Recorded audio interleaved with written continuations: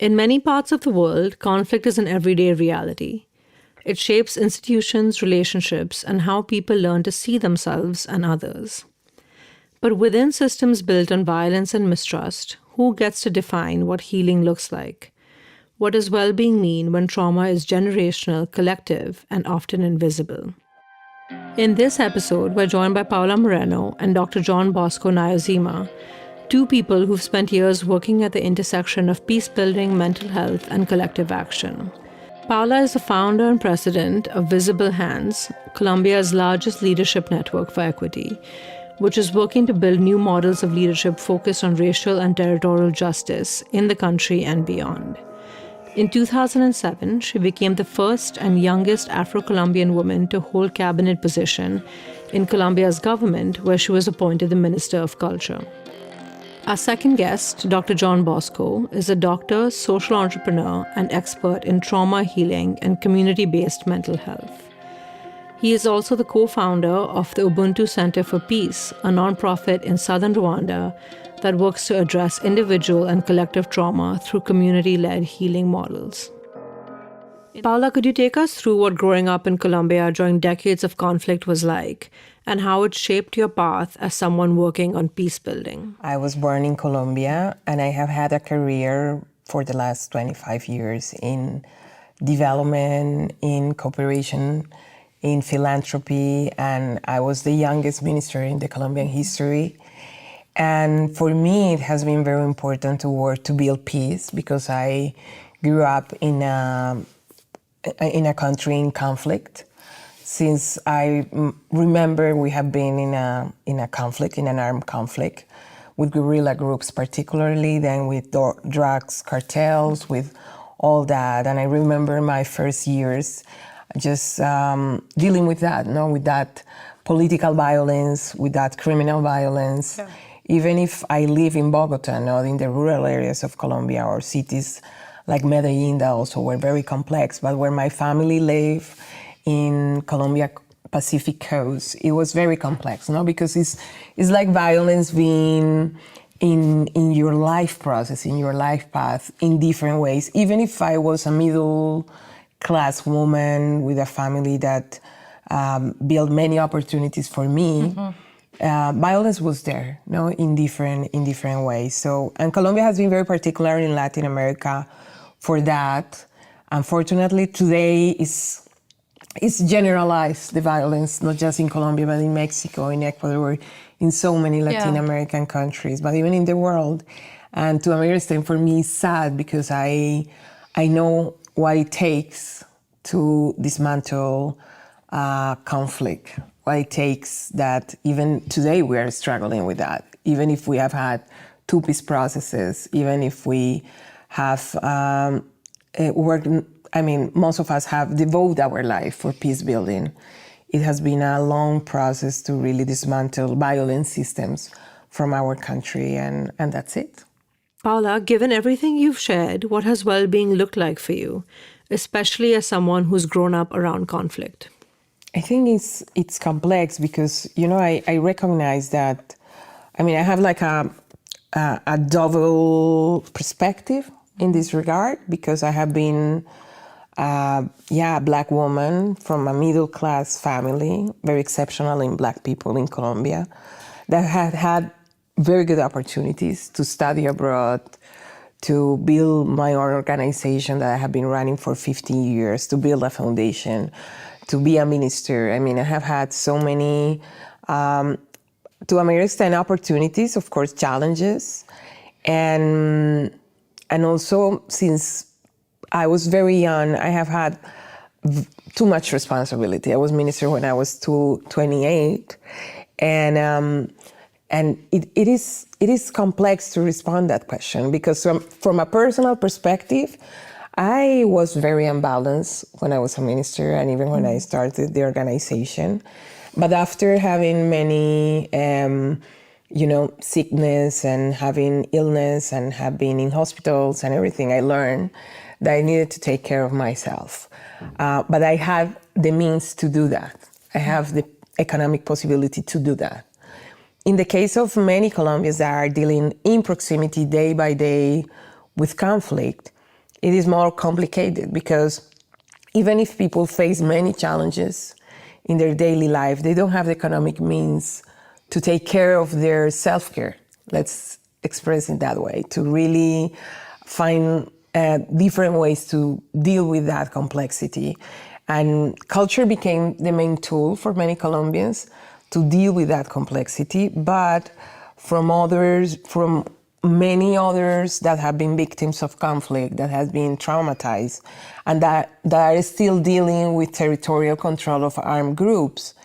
Well-being sounds like a very abstract concept that is difficult to exercise when you are with perpetrators of violence next to you. And when you say culture, what does that mean? What do people turn to? What does that look like? Yeah, I mean, singing, dancing. I always say that Colombia is a country where life and death live in the same space, and with the same intensity. We are very, lively country. We are into salsa music, into diverse music. We move ourselves all the time. I always say that we are walking and we are dancing.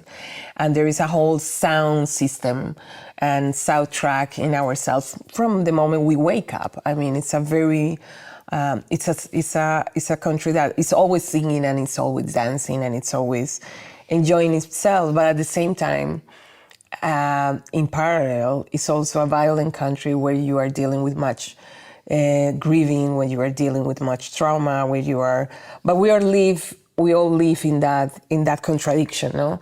In that, and culture becomes a main tool because it's what community have. I always remember that songsters in the Pacific Coast, the area where we work the most, said, when you are talking about therapy, Paula, what are you talking about? We are the therapists.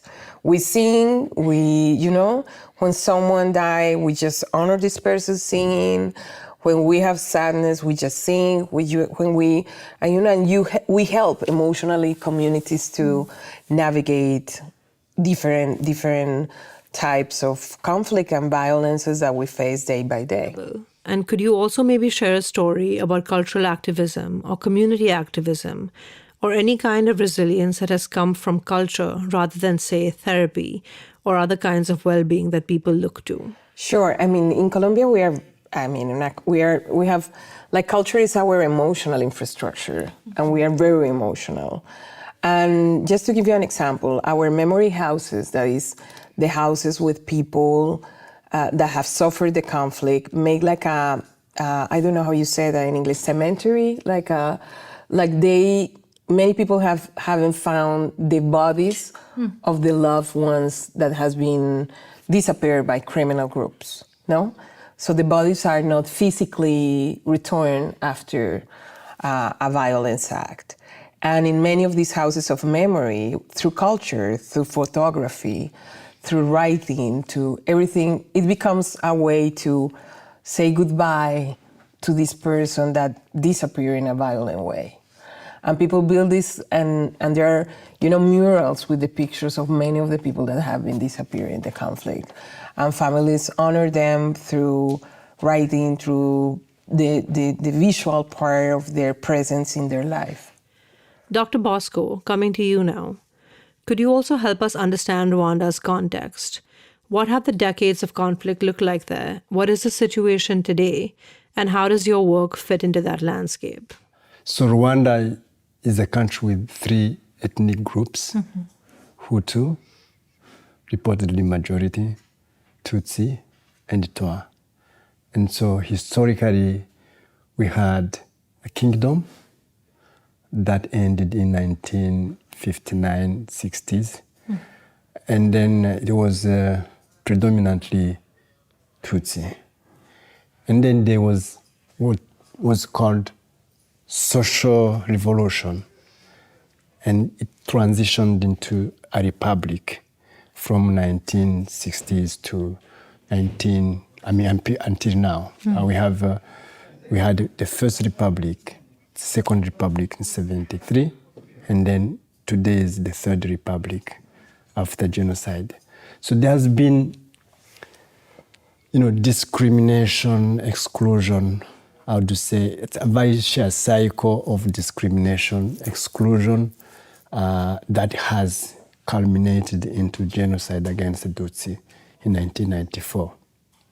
So you can imagine when you have mass genocide, mass killings and genocide, what people can feel.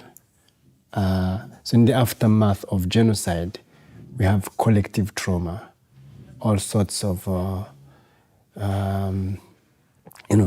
mental health issues, mistrust, chronic fear, victimhood, collective shame, collective angst, or have stereotypes. But in addition to that, then you have mental health issues. Over 20% of people are suffering from mental health issues, mainly depression, anxiety, and PTSD. But most of it is underlined by trauma. Now, to situate our work, the healthcare system is mainly clinical, so facility-based, individualized, and medicalized. And unfortunately, around 49% don't utilize available services. So we have come in to try to complement the existing services to ensure that people feel less stigmatized, and they have, our services are community-based. So that's the difference. Community-based, but we wanted to help to support and build a system which integrates that community-based into the primary health care. And when you say community-based, what does that look like? How do communities think about their own mental health or their well-being? And how does that shape the work that you do? Trauma isolates and breaks the sense of worth. So we can't heal in isolation. I myself suffered from trauma, and based on my healing story, but also on what I have seen. So I've understood that healing is relational. It's community-based, building compassion and courage. It's driven on Ubuntu philosophy. I am because we are. So because the community, the trauma isolates people and fragments individuals and tears apart communities, to heal, it's better to bring communities together. So we heal together in communities. The clinical centers an individual, and the mind, the diagnosis, and the therapy. So, as I said, our intervention is Ubuntu-driven, healing together. What we do, first of all, we have 3 pillars as a content. We integrate breath, body, mind practices with collective narrative or storytelling. We use a tree of life methodology and cultural rituals.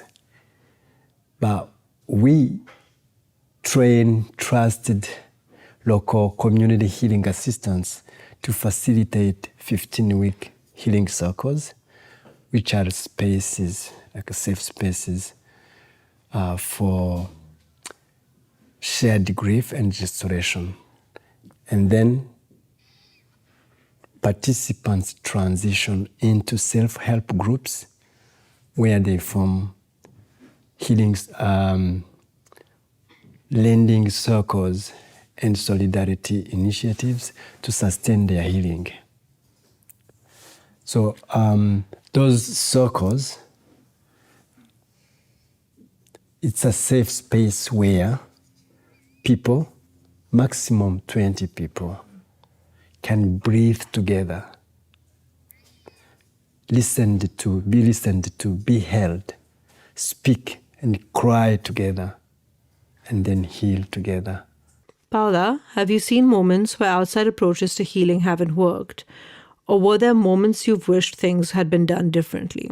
For me, well-being is being opportunities as well, because there are so many inequalities that nurture conflict in Colombia, but there is a lack of opportunity that we need to provide, because we cannot just say you heal, but we need to, that healing is, it's nurtured with opportunity as well for you to build your life. And sometimes I feel that for donors, understanding that that particular conflict in a context like in the case of Colombia, it's more methodologies or sometimes, but not the real investment for make life conditions change in that particular concept. And just to give you an example, many of the members of guerrilla groups, armed groups in Colombia are very young people that didn't find opportunities. We just have the shooting of a presidential candidate, and the killer was a young guy that was 14 years old. And when they asked, why did you do that? He said, I just was looking for some money for my family. So I feel that the perspective is, yes, of course, we need to deal with the trauma with the person, but connected to opportunities for building another future that makes that you won't be a victim for your whole life, but even you channel that in a capacity to contribute to the country. For me, that's key. And if I had to ask the same question to you, Dr. Bosco, if you had the chance to change one thing about how the donors or media or any outside actors who are coming in and having a voice on how well-being is treated in Rwanda, what would that look like? First of all, I no longer support the idea of external people to come and do healing and peace building in any other communities, because communities know how to heal each other if they are given that opportunity. So what we need is to create that space, that opportunity, so that they can claim their dignity. And if donors or any other supporter can support them in that process, that would be wonderful. Because we have seen that, for instance, in the funding community, Westerners fund Westerners. They fund like the Africans or Asians. The funding is really like less than 5% as compared to what they do fund the Westerners. Unfortunately, those Westerners who come to work in our settings with wrong solutions. Now, if they can do what they call localization, which I really don't know what it means. For me, if they could support, like the Sigo Family Foundation, this is one of the foundations that I really admire because they also support us. It's US-based. They support local entrepreneurship, social entrepreneurs. They give them the voice and the power.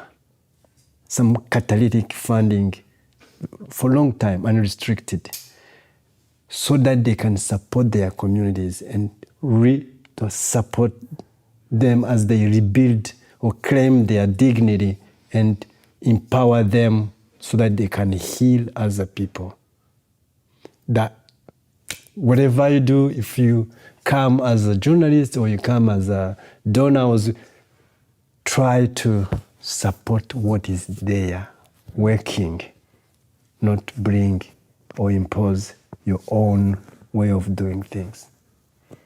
And also that what you're saying, I feel is so effective because to a major extent is giving the agency, like people have agency, people have been dealing with very complex situation, but they are the key part for that, and supporting the local people is the key for, and building that agency, because sometimes you take out agency from people, no? Exactly.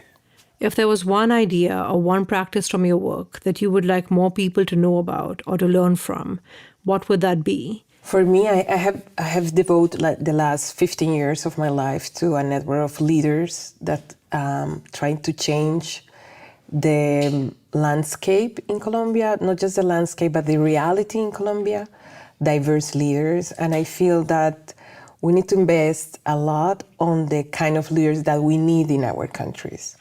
Even thinking in an intergenerational way, what are the leaders that our country needs for systemic change, for system change?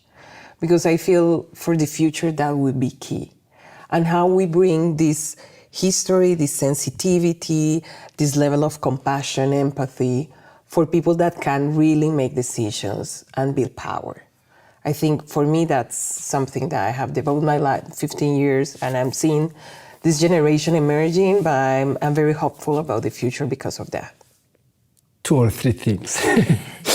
So first of all, in our case, for instance, we have a model that works. We have completed the randomized control trial, and we have seen that combining breath, body, mind practices, collective storytelling and rituals in the community, using the community, lay people, trained and supported, it works. When people heal in groups. So that works. But the second thing, as she says, it's important to prioritize young people because they are the new generation and there is a lot of intergenerational trauma. So they are the ones who can break that cycle. The third thing, think in terms of systems change. So we need to make it simple, a scalable, accessible model that can be, either embedded through the government or through, also, or maybe thinking in terms of movements building. But systems change is important because just intervening in a small community and think that we are solving issues, that would not work.